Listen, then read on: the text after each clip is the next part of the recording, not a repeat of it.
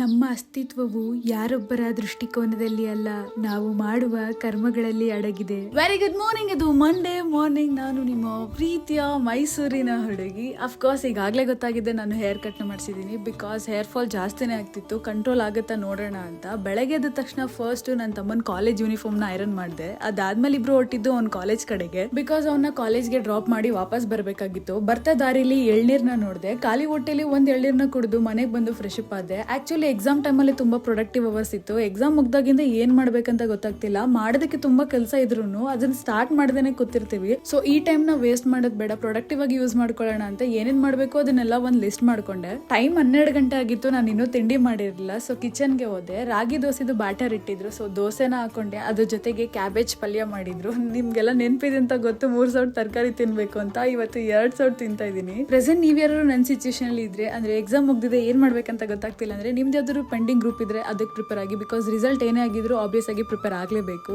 ಹಾಗೆ 2 ಗ್ರೂಪ್ ಆಗಿದೆ, ಏನು ಪೆಂಡಿಂಗ್ ಇಲ್ಲ ಅಂದ್ರೆ ಈ ಟೈಮ್ ನ ನಿಮ್ಮ ಪ್ಯಾಷನ್ಗೋಸ್ಕರ ಅಥವಾ ನಿಮ್ಮ ಹಾಬೀಸ್ಗೋಸ್ಕರ ಯುಟಿಲೈಸ್ ಮಾಡ್ಕೊಳ್ಳಿ. ಬಿಕಾಸ್ ಈ ಟೈಮ್ ಮತ್ತೆ ಸಿಗೋದಿಲ್ಲ. ಹಾಗೆ ನನ್ನ ಈ ನ್ಯೂ ಇಯರ್ ಸ್ಟೈಲ್ ಹೇಗೆ ಕಾಣ್ತಿದೆ ಅಂತ ಕಮೆಂಟ್ ಸೆಕ್ಷನ್ ಅಲ್ಲಿ ತಿಳಿಸೋದ ಮರಿಬೇಡಿ. Till then keep watching. Love you. Tata bye.